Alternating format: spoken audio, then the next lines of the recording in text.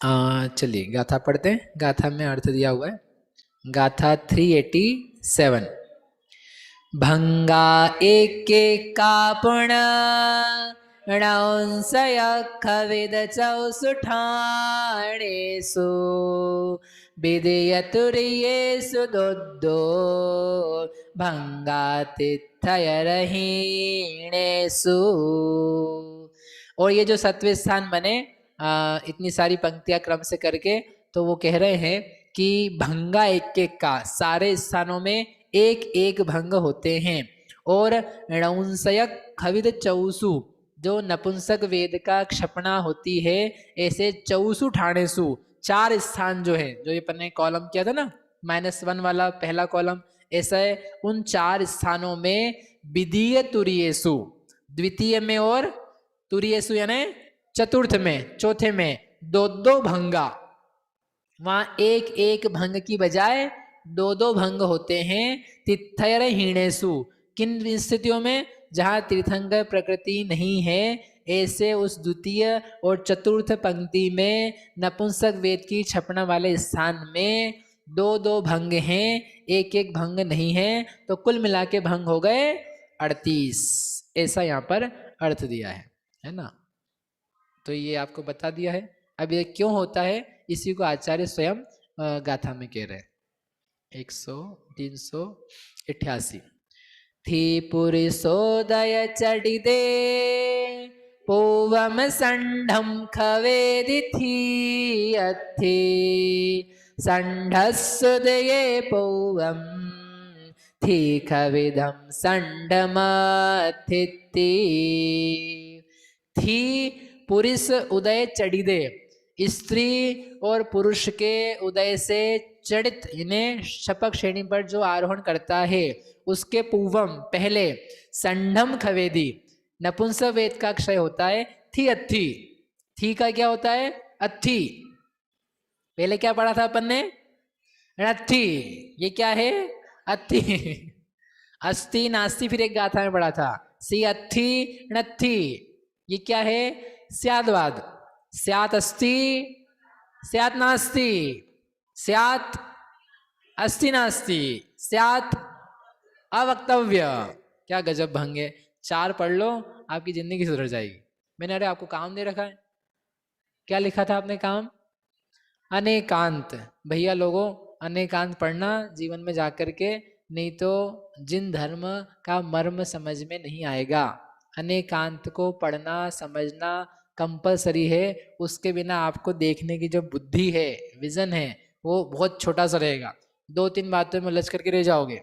2 क्रिया पकड़ लोगे करने की, 2 शास्त्र पकड़ लोगे, 2 किसी व्यक्ति को पकड़ लोगे, उनको बना लिया जो कुछ, बस उसमें पूरा जीवन हो जाएगा। अनेकांत की आवश्यकता है। अनेकांत और व्यापकता कितना लिखा है। धर्म के एक ही अंग को धर्म मान लेते हैं पूरा। कोई पूजा पाठ कोई धर्म मान रहा है, कोई अभिषेक कोई चरण स्पर्श कोई धोती दुपट्टे को, कोई सोले के भोजन को, कोई कुएं के पानी को, कोई नहाने को, कोई 3 बार नहाने को, कोई सोने को, कोई शास्त्र खोलने को, कोई शास्त्र में बैठने को, कोई याद करने को, कोई सुनने को, कोई ऐसे बैठ करके 3 घंटे मालूम पड़ा लटक गए, आधी घंटा कहीं गया, बाकी कहीं कहीं भी। एक एक धर्म के अंग में सर्वांगीणता नहीं है। वे सारे धर्म के अंग जो हैं वह आत्मा के नजदीक ले जाएं तो वह धर्म के अंग सार्थक हैं। और एक अंग दूसरे अंग का क्या करे? निषेध करने लग जाए, अवहेलना करने लग जाए, तिरस्कृत करने लग जाए, उसमें उसको ओछा भाव खड़ा होने लग जाए, तो इसका मतलब ये है समझ नहीं पाया। पहले कोई सज्जन है, अच्छे वाले पूजा करते थे, फिर स्वाध्याय करने लगे, अच्छी बात है। स्वाध्याय करे तो पूजा को, पूजा तो बेकार है। पूजा में क्या है? पूजा में बस वही बार बार सुनाना पड़ता है। भगवान को सुनाते, भगवान की कहाँ सुनते?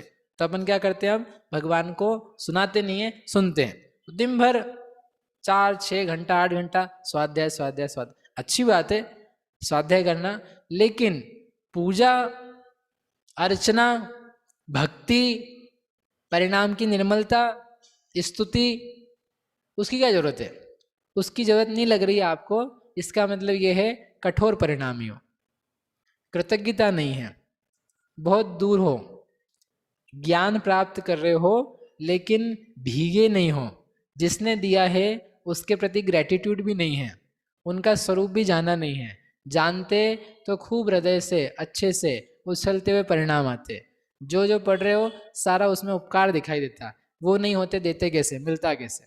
इसलिए एक अंग को धारण करके आप दूसरा अंग ना कर पाओ वो चल सकता है, लेकिन दूसरे अंग के प्रति, दूसरी क्रिया के प्रति, दूसरे भाव के प्रति तिरस्कार, ओछापना और दूसरा जो कर रहा है उसकी खिल्ली करना, मखौल करना, वो बहुत ही खोटा है, वो धर्म से दूर करने वाला है। कोई भी व्यक्ति, आप स्वाध्याय करने वाले हो बहुत अच्छी बात है, सब नहीं कर पाएंगे, कोई पूजा ही कर पाएगा। आप पूजा करने वाले हो, सब नहीं कर पाएंगे, किसी को दर्शन करके ही जाना पड़ेगा, उतना ही भाग्य है, उतने ही पुरुषार्थ कर सकता है। इसलिए जो जहां जितना कर रहा है ना, प्रशंसा। एक वाक्य हम बार बार अपने लोगों से कहते रहते हैं, भाई हर आदमी को भगवान मत बनाओ, हर आदमी को भगवान मत बनाओ। नहीं, शुद्धोपयोग की बात तो आपको करनी है, आत्मा ही पहली भाषा में उसको समझाना है। नहीं मत बनाओ, वो नहीं बनना चाहता है भाई, क्यों जबरदस्ती उसके पीछे पड़े हो। वो जो चाहता है, जितना चाहता है उसको करने दो। अभी उसकी बुद्धि नहीं खुल रही उतनी, आत्मा नहीं चाहता है, तो भगवान का दर्शन तो ठीक से करने दो।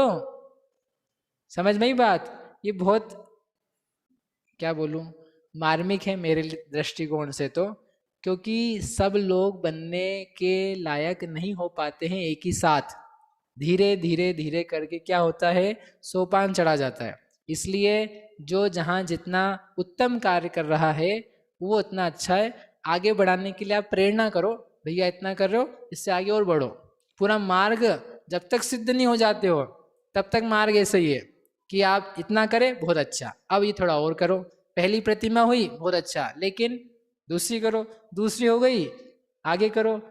पूरे व्रत हो गए, महाव्रत करो, महाव्रत हो गए, शुद्धोपयोग करो, शुद्धोपयोग हो गया, अब श्रेणी आरोहण करो, श्रेणी आरोहण हो गया, अब केवल ज्ञानी बनो, केवल ज्ञानी हो गए, अब अयोग केवली बनो, अयोग केवली हो गए, अब सिद्ध बनो, सिद्ध हो गए, अब आनंद करो आनंद करो भी। जब तक वो नहीं होता, धीरे धीरे धीरे धीरे करके। इसलिए सबको भगवान मत बनाओ, भगवान देखो, सबको भगवान देखो, सबको भगवान आत्मा देखो, लेकिन सबको डंडा मार मार के भगवान मत बनाओ, वो नहीं बनेंगे। ऐसे उपदेश दे सकते हो आप, लेकिन उपदेश में भी सर्वांगीणता हो, अन्य क्रियाएं, अन्य भाव, अन्य प्रशस्तता कैसे जीवन में आए जिससे उसका कल्याण हो। मैंने आपसे कहा था ना कुछ दिन पहले, हम ही अलग अलग भावों से घूम फिर गए यहाँ तक कैसे आए हैं। जिन बातों का आप आज सुन रहे हो, इतनी ऊंची अध्यात्म संबंधी, आगम संबंधी, करणान योग की, तो इसके पहले हम इतना सब नहीं करके आए थे। कुछ अच्छे करा था, कुछ शुभोपयोग किया था, उसकी बदौलत यहाँ तक आए। उसको वहां तक पहुंचने दो अच्छी जगह, ठीक है। चलो, तो यहाँ क्यों आ गए थे अपन? हा, अनेकांत, अनेकांत, अनेकांत, अनेकांत प्रिय है, सबसे प्रिय अगर यहाँ मुझे कुछ है पूरे जिन धर्मों में, अनेकांत। बोलो भाई। जब स्त्री वेद और नपुंसक वेद से चपक श्रेणी में जब सत्व की विच्युति करेगा तो उसके 8 भाग बनेंगे, कंफर्म करना था। हाँ, 9वें गुण स्थान के 8 बनेंगे ना, वो अपन ने एक गायब कर दिया ना, -6 वाला जो स्थान था वो पूरे ही गायब कर दिया। ठीक सीधे कहाँ पहुंच जाएंगे, -7 पे, तो वो 6 आगे में जुड़वा देंगे ऐसे। चलिए, तो अणथी हो गया, अथी हो गया, अथी अथी। चलो, गाथा का अर्थ था, कहाँ गया, शेयर स्क्रीन। तो उसके स्त्री वेद रहता है संढस उदये, जो संड यानी नपुंसक वेद के उदय के साथ में श्रेणी पर आरोहण करता है। पूवम, उसके पहले, थी खविदम, स्त्री वेद की क्षपणा होती है। संढम अथिति, और उसके नपुंसक वेद रहता है। ये गाथा में आचार्य देव ने स्पष्ट कर दिया कि 2 वेदों से चढ़ेगा तो उसके स्त्री वेद रहेगा, और नपुंसक वेद से चढ़ेगा तो उसके नपुंसक वेद रहेगा, स्त्री वेद पहले जाएगा। इस प्रकार से उस चौथे स्थान में कितने भंग हैं? 2।